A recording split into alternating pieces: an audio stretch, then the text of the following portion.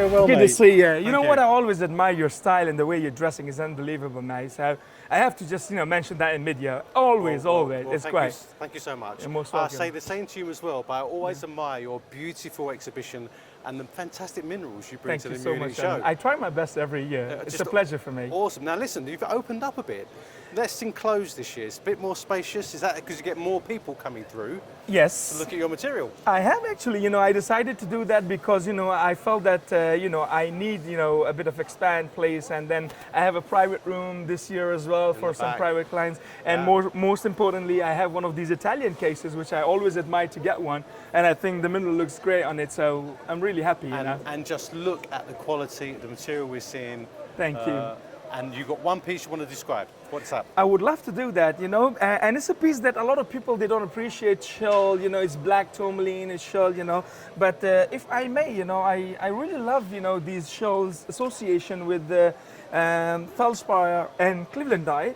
But in this particular piece, I would like to show the statics. Oh, wow. If you may, you can see a beautiful microcline crystal right in the middle, and then you have two crystals of perfectly terminated Schorl crystals, which is about 10 centimeter plus.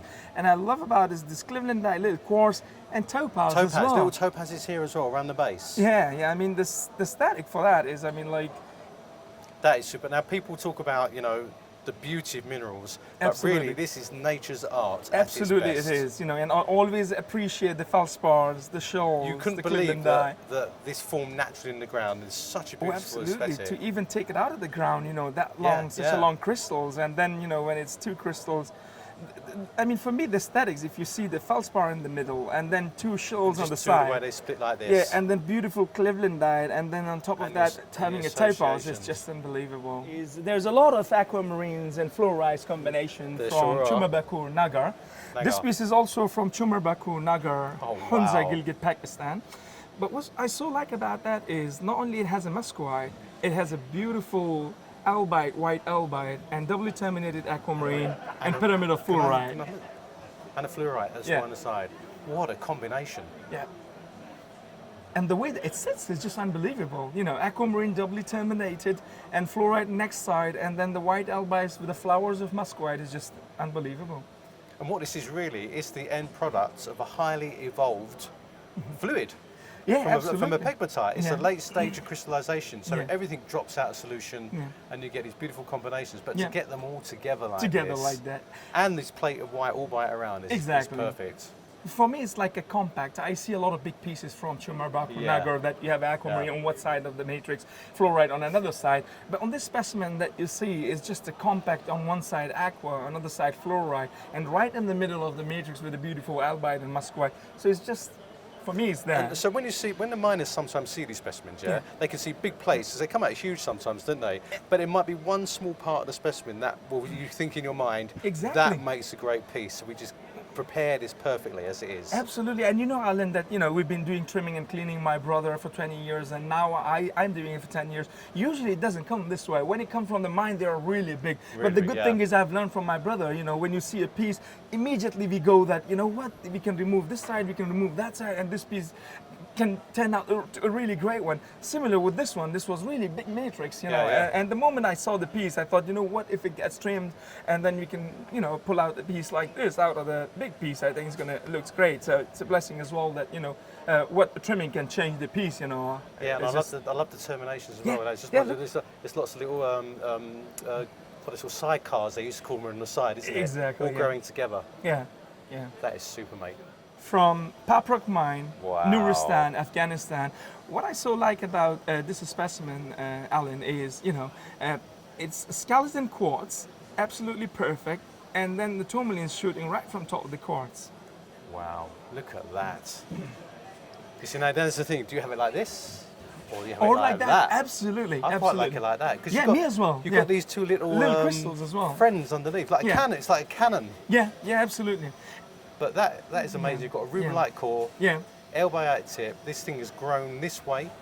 Most people think when crystals grow, they tend to grow like this. They actually grow fast on the tip, so they grow this way, and this is the last crystallization of the surface, so you get this color change. And if you But see I the termination, yeah, the termination's beautiful. it's just Look at incredible. that. Yeah, the edges and everything. But I tell you what, I love the quartz. Yeah, for me, the specimen, the quartz makes the specimen. And they call this like celestial quartz as well, don't they? When these little protrusions of quartz on a main crystal.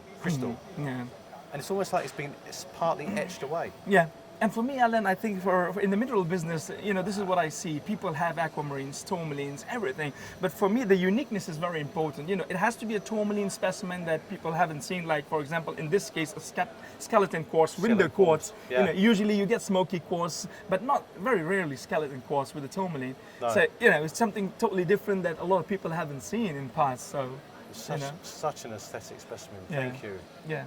Oh yes. There you go. Oh, What I so love about this one is the color and the little albite make the specimen for me. It just sits there like this. And look, I'll put it here. Look at that. Incredible. Look at the termination. Yeah, look at it. It's just incredible. That complexity. Every edges you see, and you can go through the crystal.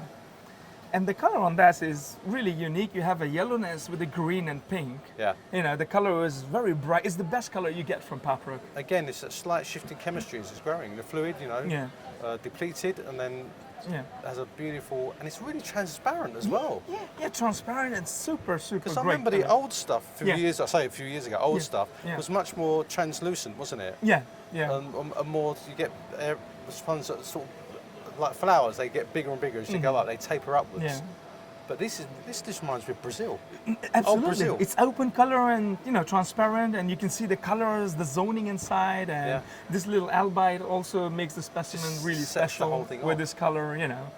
It's incredible. Really incredible. Oh, that is mad. That is mad. Thank you, Alan. You know, talking about the size, Alan, you know, some people, they like hand size, you know, specimens, some thumbnail. But, you know, for me, as long as it's aesthetic, if it's quality, I don't really care if it's big or small. So are you ready for a large piece then, yeah? Go on in. Okay, great. Now, the piece I'm about to show is Spodumene, 5.2 kilo, a twin crystal from Darai Page, Nuristan, Afghanistan. What is so special about this piece, Alan, is not only this has a size, not only it has a quality, but the great thing is it's perfect.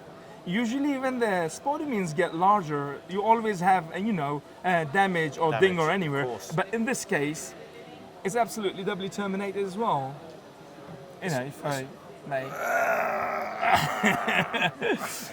And I would like to put a light and you can see the color. You know, that is so beautiful. And the gemminess is just incredible. And look at the color change. Just come around here. And you do have sort of the twin feather plane. Look at it right here. It's got lovely feathering on the surface. Nobody can pick that up. What I love about spodumene is you get all these surface growth features that tell you about the morphology of the crystal. Sometimes the crystals do have these rather translucent edges, and then they get transparent for the front, and you can see the beautiful striations on the surface there. But you do have a plane here, don't you? And we pointed out this little ribbon going right the way through. I don't know if which is a really tiny spiral. Yeah, it's a spiral. Like actually, helix stuck that goes all the way through that plane of the crystal as it's growing. God, it's getting heavier as you hold it, doesn't it? I know, it's just 5 kilo. What a colour. And the thickness, the colour, I think for me what is so special is the perfection on this size to get on spodumene is just unbelievable. On the front when you see is a yellow and kind of like greenish, but when you turn it to the side it's purple. That's just so unique colour. You can see it there. So unique, I think. And to get it perfect without the damage, I think it's an incredible specimen. That is really incredible. That is stunning. Yeah. Talking about the large and big pieces, Alan, I've showed you a 5 kilo of spodumene. Now you're going to see a 6 kilo of beauty from Quartz. Tourmaline, sugar, Pakistan. What I so like about this one is everybody have seen a lot of quartz, Alan, with the flat, you know, but this one is etched all around, and the termination and everything is just brilliant. Just look at that. Yeah. Just superb. Just absolutely brilliant. You know, usually, you know, I love quartz, but you know, when I see something like that, the etching is just every single etching is gone through the crystal like a hole, and you don't see any damage. On the top is just pinpointed. There's a lot of research done about etching. Yeah. And what I find amazing is that, right, the crystal grows from the fluid, but if those fluid change, the crystal then can dissolve. Oh wow, that's really good. Pressure to know. change, temperature change, and suddenly I think that there's been millions of crystals that have dissolved through eons of time that we never seen. But today we just captured this one in the process. Before it might have fully dissolved, there wasn't enough change in temperature or pressure or fluid, and also it's preferentially etched as well. So the termination's still not too bad. It's incredible. Or it might be late stage growth, but it's not too bad. But look at that. Just it's see-through, and to get it without a single ding or damage, it's just incredible how you can even pull out something like that from the mine. You know. Fascinating. Yeah, yeah. And of course, the etching tells you about the structure of the crystal inside as well. Yeah, yeah. And it's just, I think that's stunning. Yeah, just an incredible thing, you know. When it gets to the bigger size of this, but when it's a quality like this, I never mind, you know, owning things like that. There's actually a slight ghost in here. See this might be Fluorite or something on the face that was there? Exactly, yeah. And this has grown over the top? Yeah. Wow. Yeah. Super. Thank you very much. Oh, this is beauty from Tourmaline, sugar, Pakistan. Axinite. Yeah, Axinite, but what I love about it is a double terminated adularia right on the front. Tiny little thing. Yeah.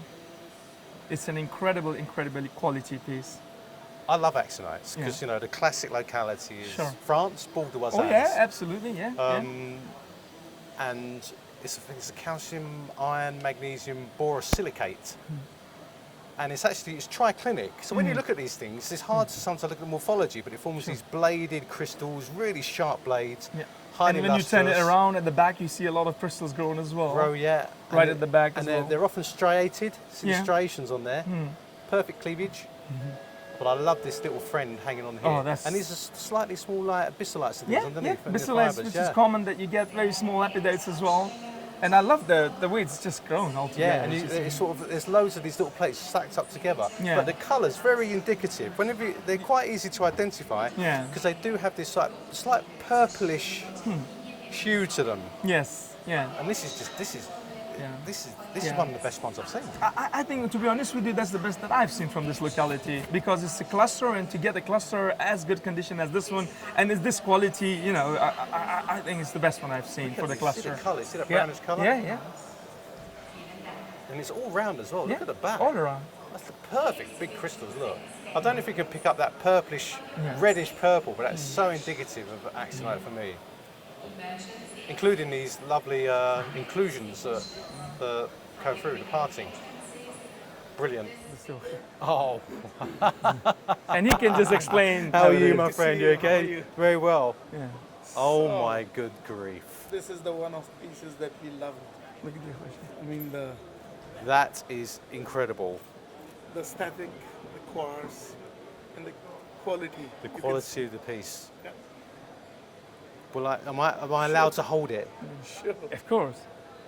And how did you feel when you were trimming this specimen? Because I can't do it. I don't know how he was feeling trimming this. To be honest, he is better than me now. Mustafa. Oh, look at that. I appreciate it. Brotherly love. Come on, brotherly love.